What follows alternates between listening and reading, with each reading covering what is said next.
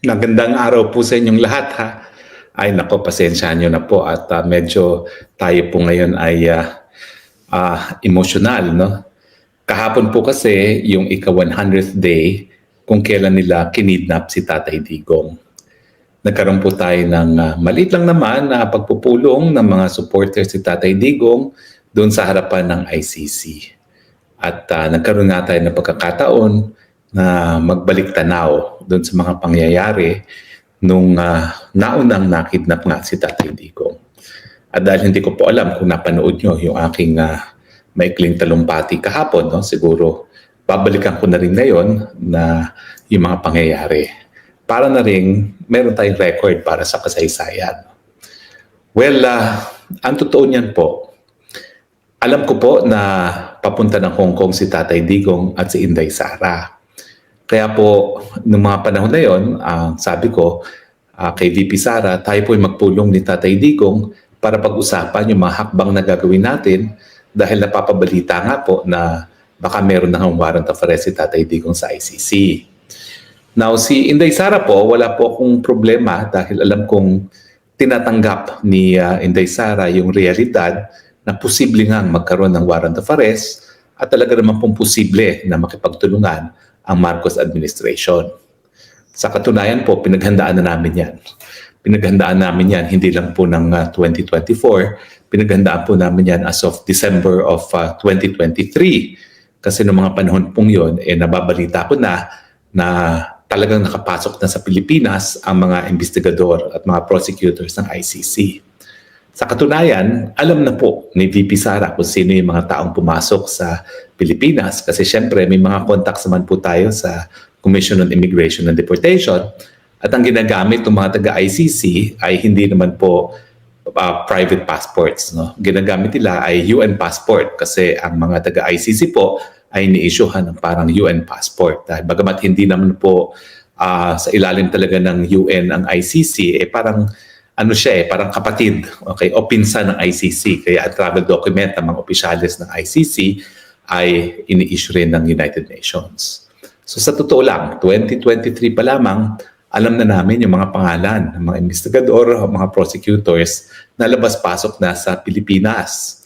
At syempre, pagdating ng Enero ng 2024, malinaw na nagkahiwalay na ng landas ang Marcos at Duterte dahil yun nga po yung paglulunsad ng hakbang na maiso kung saan talagang tahasan ng pinangalanan ni Tatay Digong kung sino yung kandidato dati sa eleksyon para presidente na nakatanggap siya ng ulap, no? Ebidensya galing sa PIDEA na gumagamit ng pinagbabawal na gamot no? Tuwing dumadaw sa Davao at yan nga po ay si Marcos Jr. So pinaghandaan po namin yan, sa totoo lang. Meron na po kaming draft petition for certiorari sa Korte Suprema kung talagang magre-request ang ICC para sa kooperasyon ng Pilipinas na mahuli si Tatay Digong. Now, siguro dapat ikwento ko muna kanina sa certiorari. Yung certiorari ay isang special civil action na po pwedeng ihain ng kahit sinong mamamayan kung sa tingin nila na ang gawain ng kahit ahensya ng gobyerno ay labag sa salig ng batas at sa ating mga batas. At ang aming sinabi dun sa certiorari na yan, labag kung makikipagtulungan ang PNP, NBI at ang ehekutibo sa pagpapareso kay Tatay Digong dahil nga po hindi na tayo miyembro ng ICC. At dyan nga po yung argumento na wala ng jurisdiction ng ICC dahil nakasaad mismo sa Rome Statute na bumuo ng ICC na kinakailangan ang preliminary investigation ay hingin at bigyan ng basbas ng pretrial chamber sa loob ng 1 taon matapos na magbitiw sa pagiging miyembro ng isang bansa. At sinasabi nga namin na dahil ang prosecutor dati ay humiling ng go signal para mag-preliminary investigation sa pangalawang taon na matapos na tayo bumitiw sa pagiging miyembro, wala ng jurisdiction. So, ang number one argumento namin laban sa pagtutulungan ng gobyerno para maaparesto si Tatay Digong ay wala na talagang jurisdiction ang ICC. At dahil wala ng jurisdiction ng ICC, tanging Pilipino lamang na mga maestrado at mga hukuman ang pwedeng maglitis sa di umanong mga pagkakasala na di umano ay naganap o sa panahon na namumuno si Tatay Digong. Pangalawa na yung ating argumento na bukas naman po mga hukumang Pilipino. At doon nga sa petisyon na ginawa ko, unang-una, inisa-isa namin gaya nung kaso ni Kian de Los Angeles, no? Na yung mga kaso na patayan ng mga suspected drug users or drug pushers na mali, na nalitis naman at naparusahan ng mga nagkakasala. Konti lang po yan. Pero kung ikukumpara mo naman doon sa mga napatunayan nagkasala sa ICC, konti rin naman ang mga napatunayan nagkasala at naparusahan ng ICC. So patas lang ang lokal na hukuman at ang ICC. Bukod pa dyan, sinabi nga namin na bukas at merong kakayanan ang mga lokal na hukuman na litisin itong mga kasong ito. In fact, bukod dun sa kaso ko mismo na ang Patuan Massacre na 58 deaths, naparusahan naman ang mga pumatay, sinabi namin na kakaiba nga ang Pilipinas kasi meron tayong mga special na mga procedures kung saan magagamit ang mga biktima ng patayan para protektahan ang kanilang buhay. No? Nandiyan ang writ of amparo na ating hiniram sa Latin America na nagbibigay proteksyon dun sa may mga banta sa kanilang buhay. No? At syempre, bukod pa dyan, nandyan na yung initiatives talaga ni dating Chief Justice Renato Puno na pagsamahin ang lahat ng sangay ng gobyerno para magtulungan, para supilin nga itong problema ng patayan. Alam niyo po kasi itong patayan, hindi lang naman yan nanggaling sa nangyari sa administrasyon ni Tatay Digong. Ang pinakamatinding patayan po talaga ay nangyari nung panahon ni Gloria Macapagal Arroyo at yun yung kasagsagan ng aking pagiging aktivista na kami nagmarcha sa Ayala para humingi ng special tribunal na litisin yung kaso ng mga patayan ng mga mamamahayag at mga aktivista sa panahon ni Gloria Macapagal Arroyo. Kaya hanggang ngayon ata, di pa ako napapatawad ni Ma'am GMA. Pero tingin ko naman, time will heal whatever differences we have. No? At ang naging tugon ng European Union, talaga nagkaroon sila na tinatawag na EP-JUST. Yan yung po yung EP-JUST kung saan naglaan sila ng pondo para bigyan ng kakayahan ang mga abogado, mga piskal, mga pulis, mga investigador na mangalap ng ebidensya para matagumpay na malitis at maparusahan ang mga pumapatay ng aktivista at ang mga mamamahayag sa Pilipinas. Well, emphasis po sa patayan ng mamamahayag at mga aktivista kasi sa definisyon ng extralegal killings na tinatanggap ng Pilipinas, bagamat ito hindi dapat hindi tinatanggap sa international definition. Ang definition ni Leila de Lima noong panahon na yon ng extralegal killings ay patayan ng mamamahayag at ng mga aktivista. In any case, handa po yung petisyon. Ang problema, paulit-ulit naman kinukwento ni BP Sara, talaga nagagalit si Tatay Digong kapag pinag-uusapan ang posibilidad na huhulihin siya ng ICC kasi talagang nasa buto niya na hinding-hindi yan mangyayari. Dahil wala na nga jurisdiction ang ICC dahil bumitiw na tayo at dahil bumitiw na tayo. Kapag nagpumilit ang ICC na litisin ang mga kasong yan ay lalabag sa ating pagiging soberenya. Kasi po, kabahagi ng soberenya, pagiging soberenyang bansa ay yung jurisdiction ng definisyon ay kapangyarihan to the exclusion of other states na litisin ang lahat ng mga krimen na nangyayari sa kanyang teritoryo. So talagang nasa buto ni Tatay Digong, malaya tayong bansa, independyente tayong bansa, meron tayong soberenya, walang ibang po pwedeng maglitis ng mga kasong kriminal kung hindi ang bansang Pilipinas. Dahil yan po ang ibig sabihin ng jurisdiksyon na ebidensya ng soberenya na talaga namang pong kapangyarihan ng isang malaya at independyenteng bansa. So kaya hindi po matanggap ni Tatay Digong na mangyayari ito sa kanya dahil nga po malaya at soberenyang bansa ang Pilipinas. Pangalawa na lang yung kanyang karapatang pantao. Ang pinaglalaban niya, yung tayo ay independyente at malayang bansa. Pero fast forward po, nung Marso, anong nangyari? Kumalat talaga yung balita at sinabi naman po kasi yan ng gobyerno mismo na mukhang, ang nagsabi po niyan ay si PCO Secretary J. Ruiz, mukhang meron ng warrant of arrest na na-issue laban kay Tatay Digong. Siguro napagalitan si J. Ruiz noon dahil hindi dapat inanunsyo yan. Dahil ang plano ng gobyerno talaga, matagal nang napuo, pero syempre gusto nilang sorpresahin. Parang nga, hindi makapalag ang mga Duterte gaya ng pinalano namin ni BP Sara na pupunta sa hukuman para makakuha ng TRO. So nung nagpunta na sa Hong Kong si Tatay Digong at napapabalita na nga na nandyan ng warrant of arrest, ako mismo nag-research kung meron nga bang warrant of arrest. Tinawagan ko yung mga estudyante ko na naglilingkod ngayon sa FSO. Ang talagang sinabi nila, walang opisyal na komunikasyon na pinapadala ang hukuman sa embahada ng Pilipinas dito sa Netherlands. At talaga namang kapag ang hukuman ay hihingi ng kooperasyon sa isang estado, ipadadaan yan sa ambasador dito sa Netherlands. Kasi nung nagkaroon ng hearing ang hukuman para ma-determine kung dapat kang magtuloy ang preliminary investigation gaya hiningi ng prosecution, yung ambassador naman ang hiningan ng kanyang panig ng Pilipinas. At talagang nung binuong interagency para sagutin nga yung request ng hukuman kung dapat nga magtuloy ng preliminary investigation ay pinumunuan ko nung ako po ay presidential spokespa. At doon nga namin sinabi, ang nakafocus kami doon ay talaga naman pong bumitiw na ang Pilipinas sa ICC. In fact, ako pa ang nagtalumpati sa New York doon sa Assembly of State Parties na nagbigay babala na kung ipagpapatuloy ng prosecutor ang kanyang investigasyon laban kay Tatay Digong, mapipilitan tayong magbitiw kasi nga ang ating paninindigan ay bukas at may kakayahan ng lokal na hukuman na litisin itong mga kasong ito. So nung naanunsyo na yan ni J. Ruiz na meron na ng warrant of arrest, ako'y nag-research. Alam nyo kasi wala namang kakayahan ang ICC na ipatupad o iserve yung ganyang warrant of arrest na yan. So dapat nga ipadaan sa Pilipinas. At ang buong akala ko, ang proseso talaga, ICC magpapadala ng request for cooperation sa embahada ng Pilipinas sa Netherlands. Nakumpirma ko, walang ganyang pakiusap. Walang paghingi ng kooperasyon. Pangalawa, tinignan namin kasi nga mahilig mag-quote sila ng Interpol. Ang Interpol, meron naman po yung web database kung saan nakasaad lahat ng mga merong red notice alert.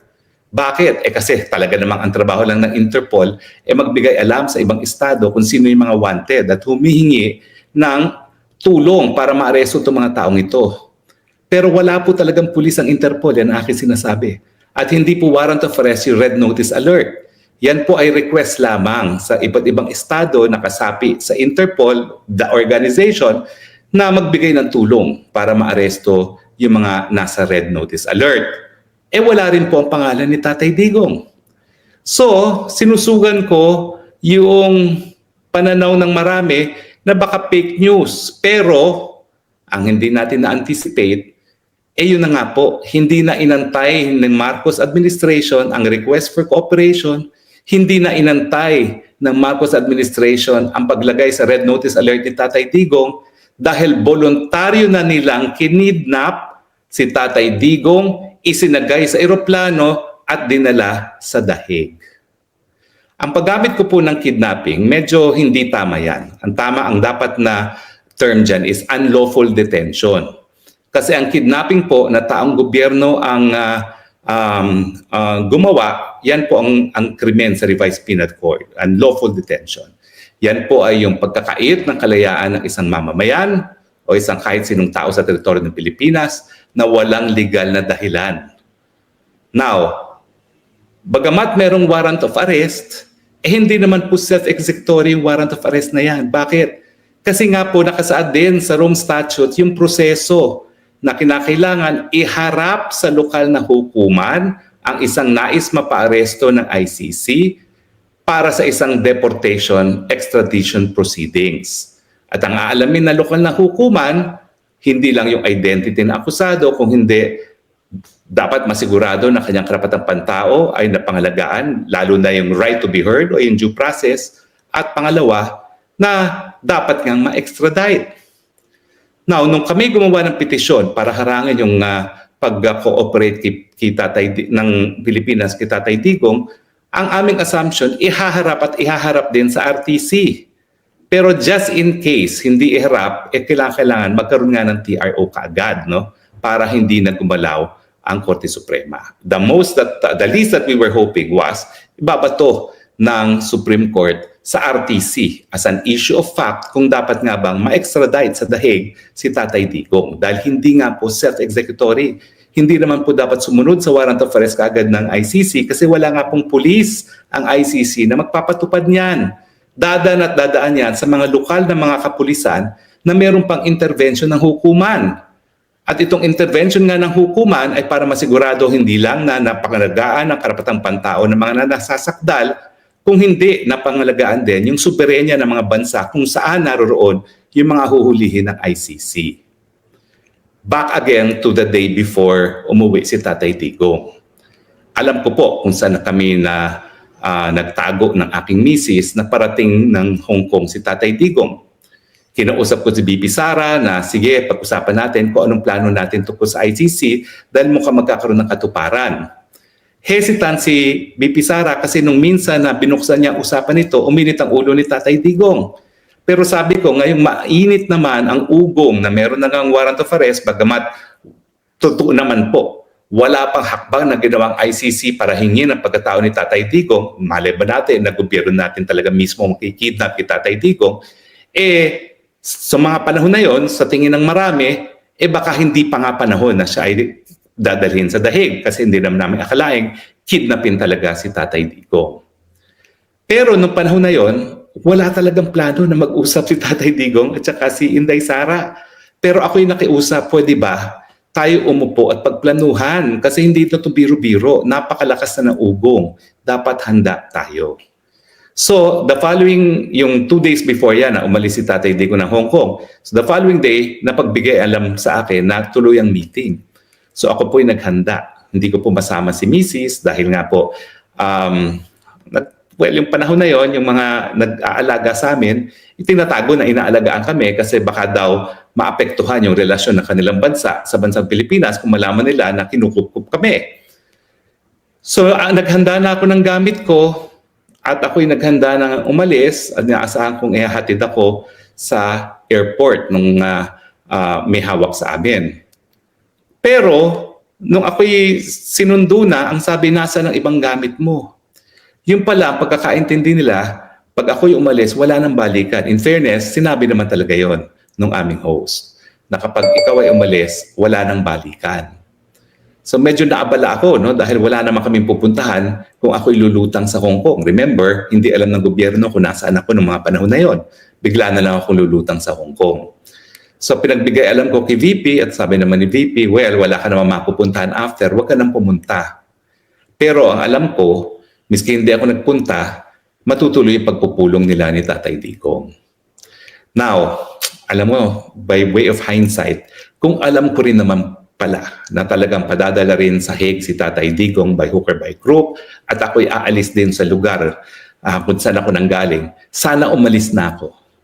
At kung ako'y umalis, lalagyan ko talaga ng tali si Tatay Digong para wag umalis.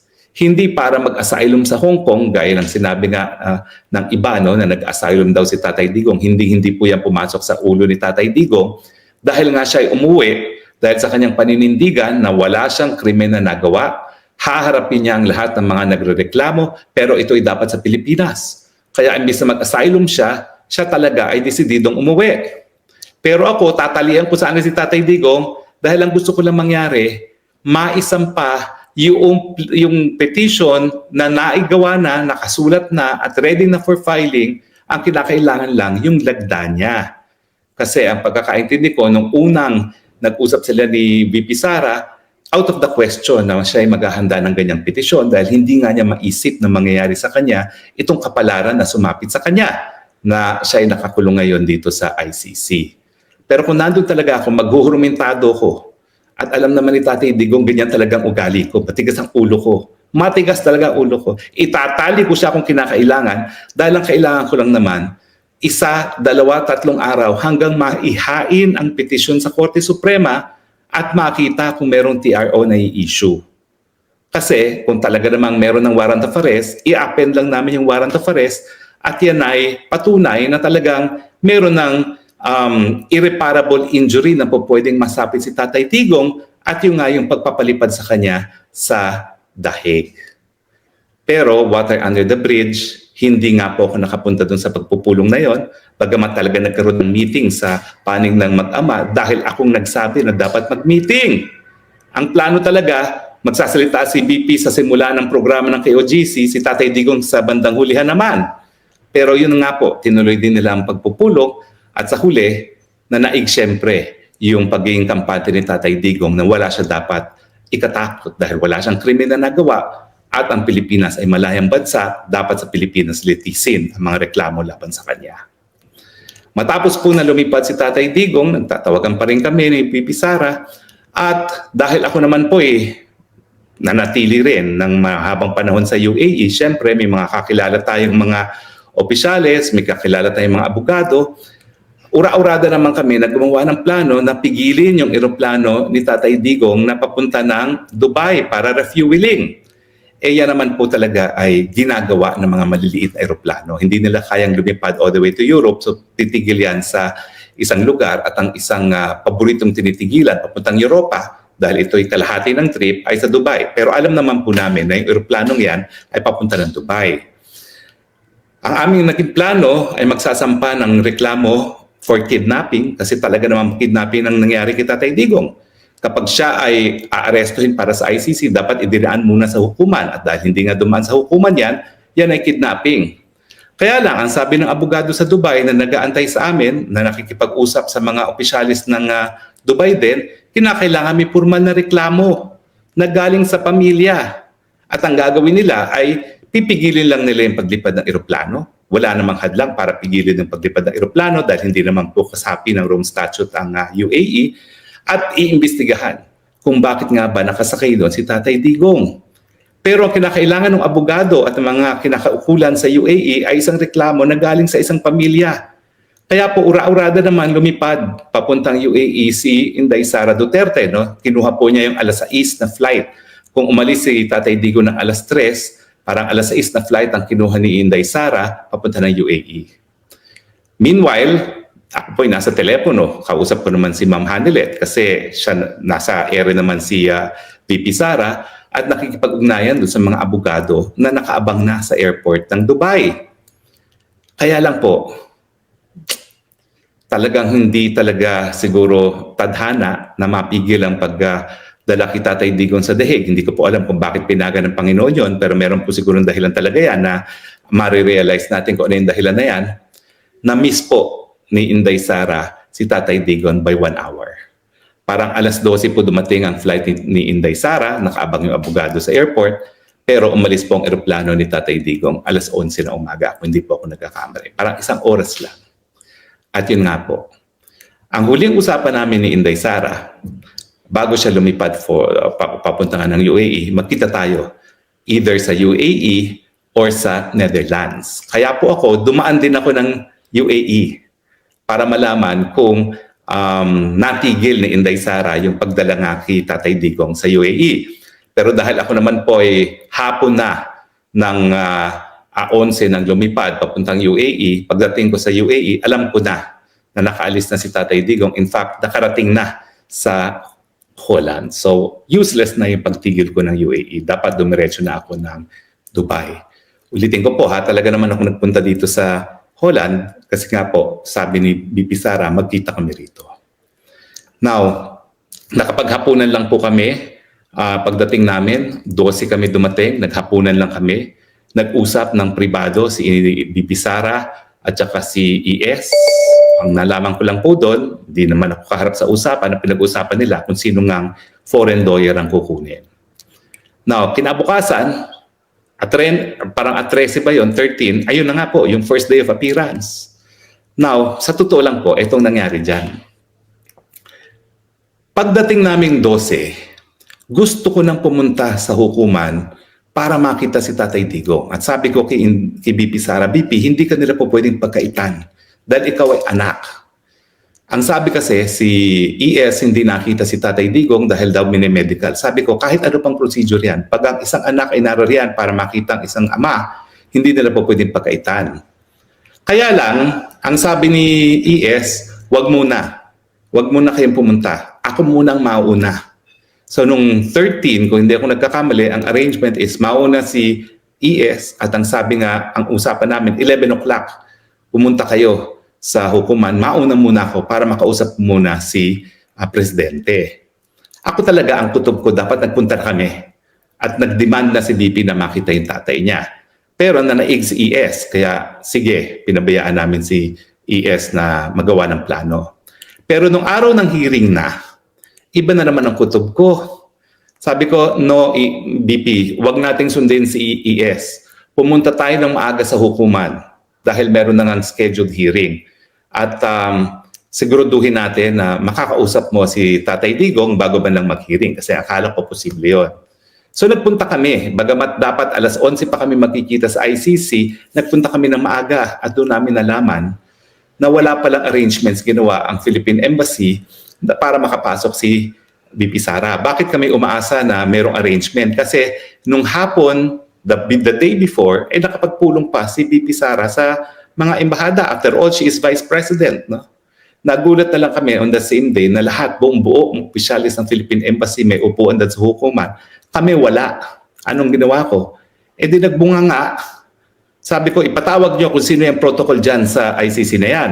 Dahil nandito isang vice presidente ng isang bansa. Kinakailangan bumaba dito yung protocol at harapin ang vice president, ang sitting vice president ng Pilipinas na nagkataong anak ng akusado. Kasi nga, niwalang arrangements para kami makapasok dun sa hukuman para sa kauna-unahang araw. Mabuti na lang, malaki bunga nga ako. Nagpadala nga ng tao yung protocol nila at doon nga, sinabi nila, we will make arrangements. Pero kinakailangan, mag-fill up ng mga dokumento. Alam nyo ba ho, 5 kami noon, 2 PSG, ako, si BP at saka yung kaibigan niya, taga England. Si BP mismo lahat nag-accomplish ng mga napakahabang mga dokumento para kami makapasok sa hukuman. At nakakagalit nga kasi night before kasama na niya yung mga taga-embassy na inassure siya, na tutulungan siya sa mga dokumentong kinakailangan para makapasok sa hukuman, wala palang ginawa. Baka kung umasa si BP sa embassy, hindi kami nakapasok ng hukuman na yun. At mukha kaming kawawa sa labas ng ICC. Wala po talagang, walang VIP complex si Inday Sara. Nandun kami sa isang sulok habang nagpipil up ng form si Inday Sara sa kanyang telepono. Hindi ko naman siya matulungan kasi hindi naman ako techie. Hanggang yun nga po, nakapasok kami. Ngayon, ang issue pa, ayaw pa rin nilang paharapin si Inday Sara kay Tatay Digong. Ang buong akala ko, makakausap ni Inday Sara si Tatay Digong dahil dadalhin sa hukuman. Hindi naman namin alam na hindi pala plano ng ICC na dalhin talaga sa hukuman si Tatay Digong. Bakit? Sa tingin ko, dahil kapag dinala nila sa hukuman si Tatay Digong, makikita ng mga supporters ni Tatay Digong, yung pagkatao ni Tatay Digong, isang kaway lang po pwede magharumintado yung mga Pilipino naka-assemble. At totoo naman, talaga namang loyalist yung mga tao na nagtipon-tipon na walang nagtawag sa kanila para nga magbigay ng suporta kay Tatay Digong. So yun talaga ang dahilan sa tingin ko, kaya hindi nila sa hukuman. Kasi magkakaroon ng pagkakataon ng kumaway at masilayan ng supporters si Tatay Digong na hanggang ngayon hindi nagagawa ng mga supporters. Dahil mula nung siya'y kinidnap, hindi pa siya ipinresinta sa publiko. Napansin niyo yun? Anyway, ang next issue was, paano naman yung karapatan ni Inday Sara na makabisita kay Tatay Digong? Nagbunga nga na naman si Harry Roque. At ang sabi ko, what kind of a court is this that will not even allow a daughter access to her father who is arrested by the court? Sabi ko, kami, mga taga third world kami, pero alam namin na ang mga kamag-anak meron talagang karapatan na mabisita ang mga akusado dahil hindi pa yan napapatunayan nagkasala. Siyempre, bunganga galor. Hayan, meron na namang isang abogadong bumaba. Huwag po kayong mag-alala. Aayusin po namin. If this is against the rules, pero pagbibigyan po namin yan, kasi maingay ako. Nag-iingay ako doon sa labas ng hukuman. Wala akong pakialam kung nahihiya na si BP Sara sa aking ingay. No? Basta ako, narinig nila. Hindi po pwede na ipagkait ang bisita ng anak sa ama. Kaya nga po, matapos ang hearing, binulong naman sa akin, please, control yourself. We've arranged, this is out of the ordinary, we have arranged for the Vice President to visit the former President, but after the hearing. Kaya sumakay naman kami sa taxi papunta na doon sa hearing. Kaya lang napansin, ang akala ko doon, pati ako makikita ko si Tatay Digong. Kasi hindi naman malinaw kung si BP Sara lang. Ako at that point, pinirmahan ni BP Sara yung entry appearance ko as lawyer. Diba? Na-anunsyo naman kung sino yung mga lawyers. No? Dahil yung mga panahon na yun, wala namang foreign lawyer. Isa lang, si Nicholas Kaufman. So ang dineklarang members ng legal panel, Nicholas Kaufman, ako, si ES, at even VP Sara, only for the purpose of siya'y makapasok at mabisita yung tatay niya. Kasi nga, as an anak, nahirapan siyang kumuha ng pagkakataon na mabisita. So as part of the legal team, baka makita niya. Although alam niya na pinagbabawal yan ng saligang batas, pero naintindihan naman siguro ng taong bayan na yung entry of appearance niya ay para lamang makita niya yung tatay niya. Kasi nga, ang palaging sinasabi ng mga ICC, tanging mga lawyers lang ang pwedeng makipag-usap kay Tatay Digong. So yung panahon na hindi makakuha ng access si BP Sara as anak to Tatay Digong, at least baka mabigyan siya ng pagkakataon kung siya ipapasok as lawyer. So at that point po, yun yung representation namin ng legal team. Pero syempre nga po, hindi naman natuluyan kasi nga, unang-una, sa power ng dakdak, nakuha naman ng access ni BP Sara, yung hapon din yon. Hindi ko lang nakita na si Tatay Digong noon kasi nakita ni Inday Sara yung napakaraming taong nagtipon sa labas ng ICC. Nakasakay na kami sa taxi, pinatigil niya. Sabi niya, Spokes, mukhang nakakaya doon sa mga tao kung tayo'y hindi haharap sa kanila. Kasi marami na nag-aalisan. Pwede bang bumalik ka doon at sabihin mo, babalik ako in punto 5:00 sa kanila. Siyempre, masama yung loob ko kasi akala ko makikita ko si Tatay Digong. Pero sige, tama. Alam mo na, naiintindihan ko naman si Inday Sara. So bumaba ako ng taxi, bumalik ako doon at inanunsyo ko na 5:00 darating si BP Sara. At matapos nga po noon ay bumalik si Inday Sara in punto 5:00 at inanunsyo nga na sa wakas, matapos ang 2 araw, nagkaroon ng contact ang pamilya kay Tatay Digong. Hindi ko ang alam ko, ang mga sumunod na araw, ay yun na nga, napagpulong kami kay Kaufman. Sa kauna-unahang pagkakataon, sasabihin ko, sabi ni Kaufman, na kapag siya na-confirm as lead counsel, a-arrange niya na ako'y pwedeng makapasok para ma-confirm din ako bilang isang abogado. Pero nung 17th, nagbago na po ang tono ni Kaufman at sinabi naman niya is nagbago na yung rules ng registrar at hindi na niya ako mapapapasok. At ako naman, ang sabi niya, sumulat ka lang ng sumulat. Ako naman, sulat ako ng sulat. Hanggang 2 weeks later, sabi ko, bakit pa hindi niyo ako pinapansin? Ang sinabi naman ay dahil may express instruction yung lead counsel na sa Kaufman na walang po pwede bumisita na walang approval niya. And later on, nung nagkaroon na kami ng tapatan, ang sabi niya, hindi kita mapapasok as legal counsel kasi tututulan ka ng prosecution dahil daw ako ay may mga kasong hinaharap sa Pilipinas. At pangalawa, ako daw ay naging mataas na opisyal ni Duterte nung panahon na yung mga krimen na kung saan siya'y nasasakdal ay naganap. O siyempre, di ko naman tinanggap yung mga basehan na yan. Ang sabi ko, bakit ang prosecution ang magdidetermine kung sinong karapatan ng akusado? Basta sabihin mo kay Tatay Digong, gusto ko siyang makausap para gusto kong marinig kung tatanggapin niya ako o hindi bilang isang counsel. Pero hindi na po nangyari yun. Kasi ang standing rule talaga, the lead counsel must approve all visitors. Hanggang ngayon po, I was not approved to visit Tatay Digong, pero hindi ko naman siya iniwan dahil alam ko naman marami akong papel na pwede pang gampanan. No? At ang ginagampanan ko ng papel ngayon ay maging tagapagsalita pa rin ni Tatay Digong, miski hindi as part of the legal team, kung hindi bilang isang individual na mayroong karapatang pantao at syempre biktima ng krimen ng kidnapping at pagbibigay paalala sa Europa at sa buong daigdig na dapat hindi kinukonsente ang kidnapping bilang isang pamamaraan para maiharap sa isang pagdinig na kasong kriminal ang kahit sino man. So yan ang aking nagiging papel ngayon. Konsyensya ng buong mundo na hindi dapat magtuwid, di umano ang hindi tuwid sa pamamagitan ng isang pagkakamali na naman. In any case, 100 days have passed. Ang balita siyempre, pumapayat ng Tatay Digong at sa pagkakakilala ko kay Tatay Digong, ang talagang masakit sa kanya hindi yung pagkakakulong. Sabi nga niya sa akin dati, nakulong na raw siya.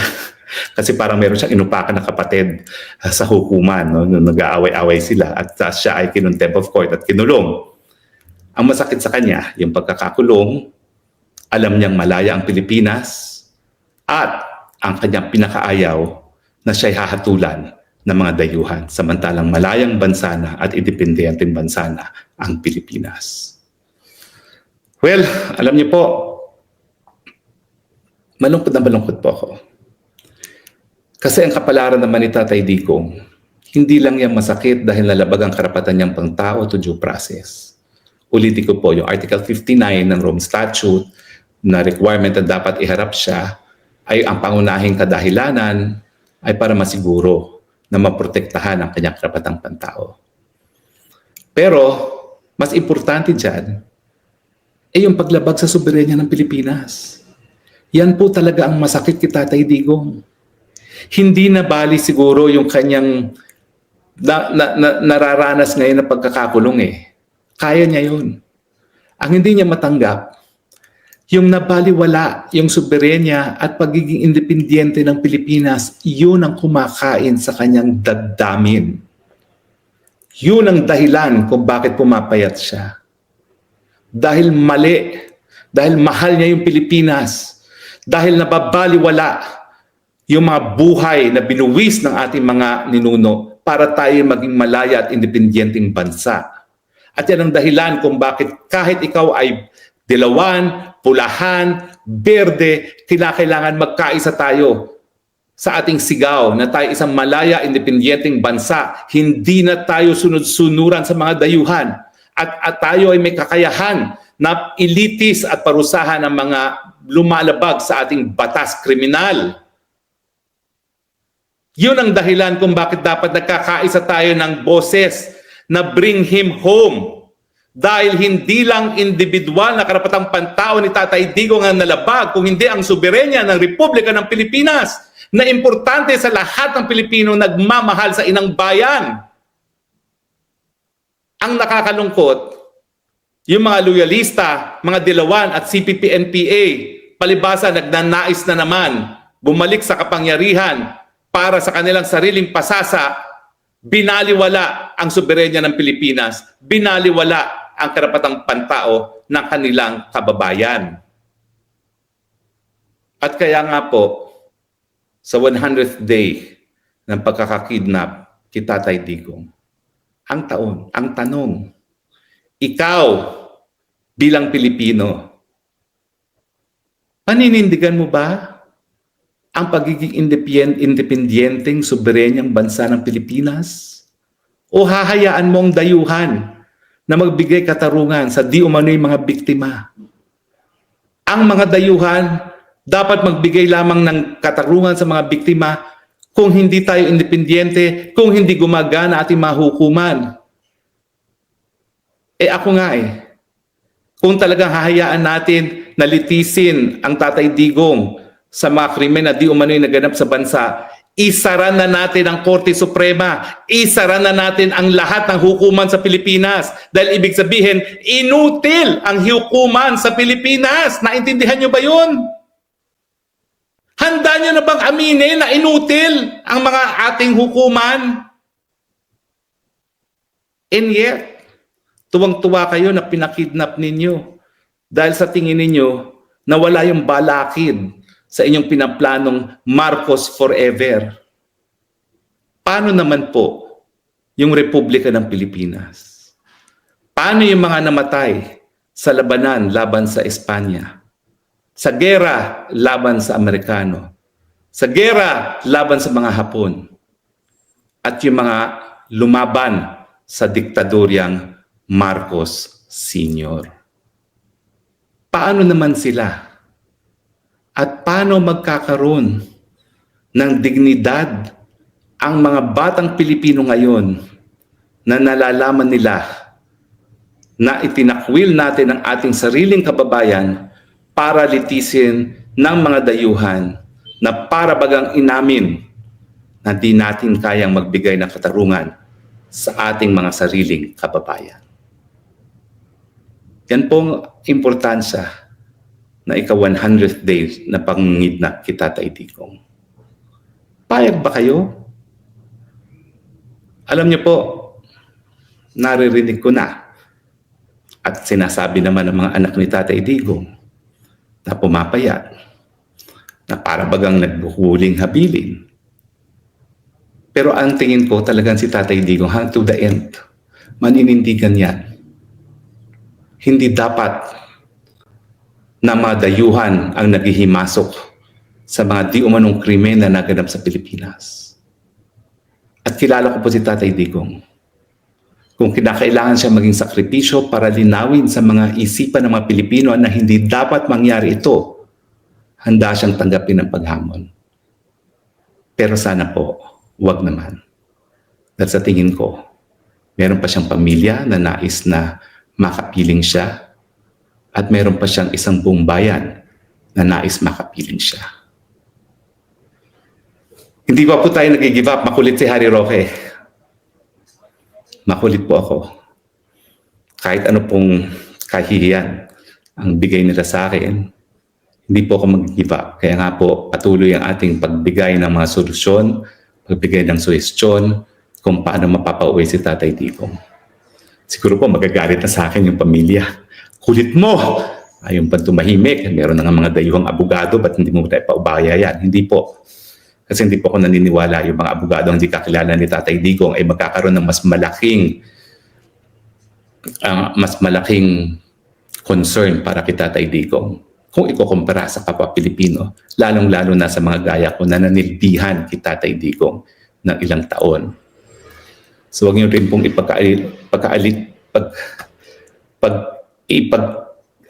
wag niyo pong i-deprive din sa amin na magbigay ng suhestyon at posibleng mga solusyon. At meron naman po akong solusyon na di umano'y natanggap na ng PRRD at mukhang tinanggap na rin ni BP Sara. No? At sana lang mabigyan ng implementasyon sa lalong bilis na panahon. At sa mga dayuhan na naniniwala na sila ang susi para matulungan si Tatay Digong, maraming salamat po. Pero huwag niyo pong isipin na posibleng mas minamahal niyo si Tatay Digong kesa sa aming mga kapwa Pilipino na nanilbihan sa kanya. Kung kami po'y makulit, dahil lang po yan sa pagmamahal, doon sa tao, at sa paniniwala na kinakailangan ng Pilipinas ay ang liderato na ipinakita ni Tatay Digong. Yan lang po aking mensahe sa ika-100th day ng pangingidnap kay Tatay Digong. Maraming salamat po sa inyong patuloy na pagtangkilik. Yan aking sinasabi, mahal ko pong Pilipinas. Ito lang po ang aking bansang sinilangan. Ito lang po ang bansang aking minamahal. Mahal ko po si Tatay Digong bilang isang Pilipino, bilang isang nakikipaglaban sa soberenya at tunay na kalayaan ng Pilipinas. God bless Tatay Digong. God bless the Philippines. Maraming salamat po.